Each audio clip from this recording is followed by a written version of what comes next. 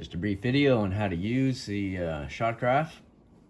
And so you're at 900 meters, DCRA target, and you just get on the mound, you look at the wind, and you think that there is 2 minutes of left wind running.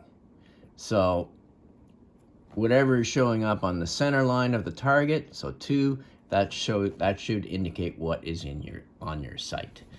So you fire your first sighter, and let's say it goes here. And typically, you don't go off one sighter. You're going to fire a second sighter. You would record that information, of course, and you had 2 minutes of left wind on. And you fire a second sighter to get a better idea, and the next one goes here. Just catches the 4 ring. So another 4. And you left it at 2. So you look at that and you say, okay, well, I want to bring my wind over so these are right on the center. They take the average between the 2 shots, so right in between A and B. And then you would change your elevation a bit. So you turn your dial to bring things in as best possible circumstances here. So just adjust that a little bit more. So that looks to me like you want 3 3/4 wind on. So you're going to put, for your first on score, it'd be 3.75.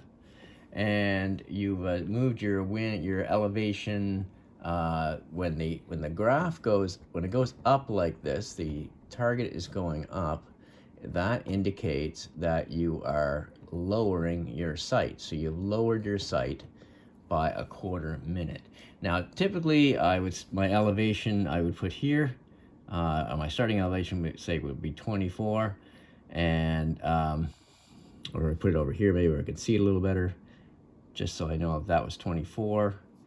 And then now that's a 1/4 less, so I'm going to say for my first sight it'd be 22 and 0.75.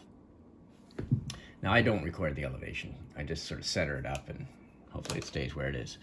So I would fire my next shot, and this is assuming that that I'm not seeing any change in the wind. Fire my next shot, and I get my first on score here.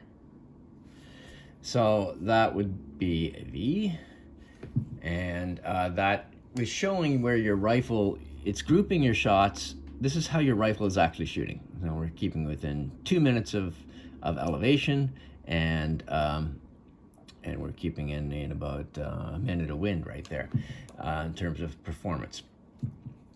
So you, if the wind didn't change, then you just leave it like that. But if you see a drastic change, let's say all of a sudden it starts to boil. You're on 900 meters and you can see some pretty radical changes. So you might decide, depending on what the thread of your barrel is, how it's twisting, that a boil would represent 1 minute. Either to the left or the right, depending on the twist of your barrel. So you would put it there, and it's boiling, and you get your next shot is here. So 2.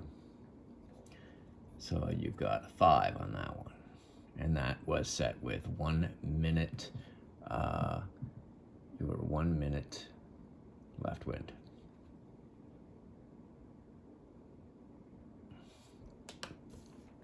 Now,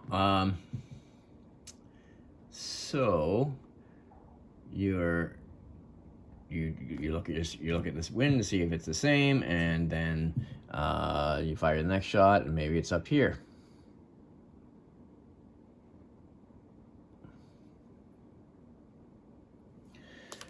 So you're looking at that wind and say, well, you're still centered for wind, so you want to leave it where it is. Now, if you fire a 4th shot and you lose it out here into the 4 ring,